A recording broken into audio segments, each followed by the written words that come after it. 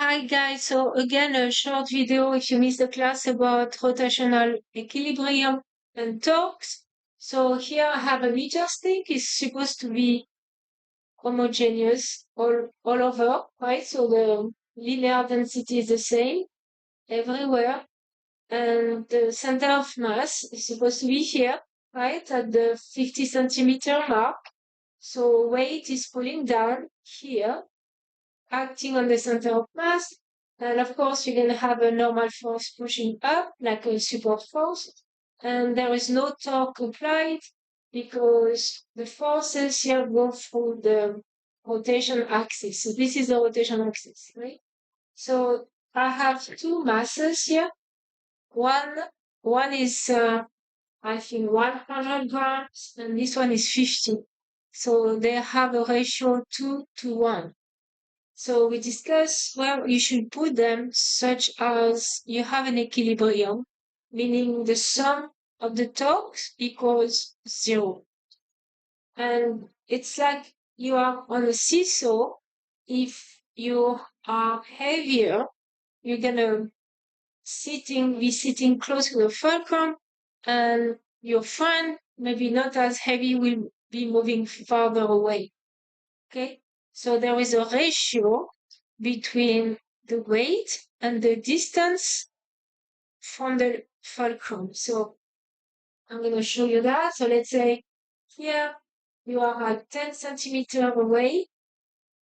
So if you are 10 centimeter away at the mark 40 here, of course, there is a torque applied. Okay, so he wants to rotate here about the fulcrum. He wants to rotate counterclockwise. So if you take your right hand, you want to rotate this way. The torque is a vector is towards you. So this is a 50 grams. And where do you think I should put that, right? Kind of makes sense. You want to put that at the 20 centimeter mark here, 70. So 20 centimeter away from the fulcrum. You want to move it a little bit so you get equilibrium.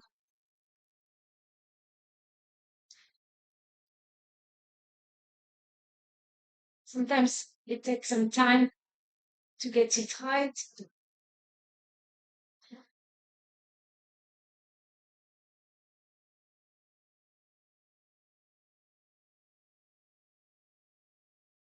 So to about here.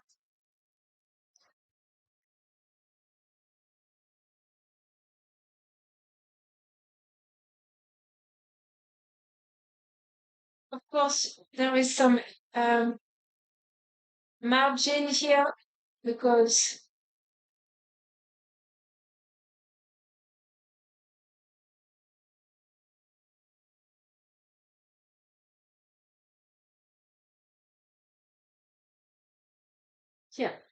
here we go.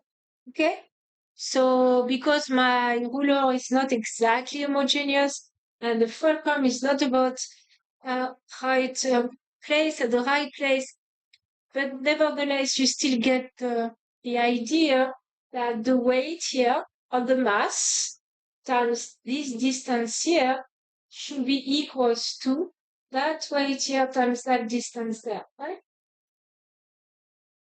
Okay, so this distance times the weight here should be equals to that distance here times the weight. So the torque here that you get applied from that weight here, so the weight here pulling down, wants to rotate clockwise. So if you take your right hand, the torque is a vector, so it's going into the screen.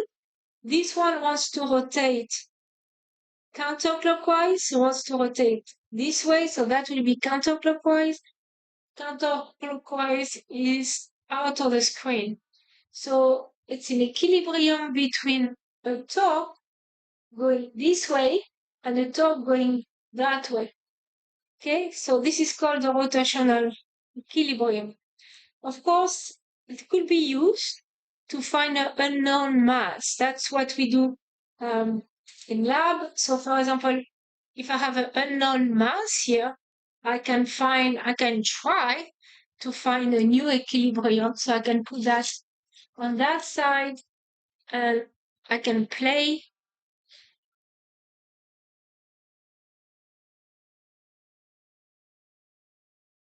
I can play with it until I get a new equilibrium. Okay, here we go.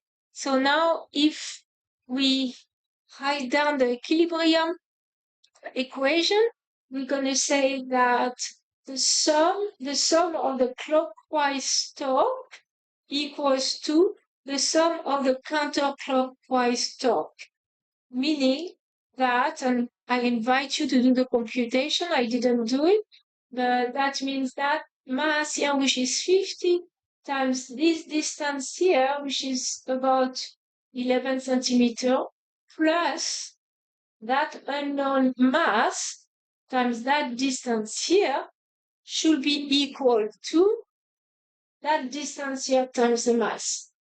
Of course, you have to get to compute the percentage error. You have error in maybe one millimeter. So 1 millimeter out of 1 centimeter. So you can get like 10%, maybe you can add like 1% error here or more, but that's the idea. So you can, but we did that in class, but you can say that the sum of the clockwise torque in magnitude has to be equals to the sum of the counterclockwise torque in magnitude. Okay, now torque is a vector, so you're going to have torque going this way and a torque going that way. So that's why they kill each other out.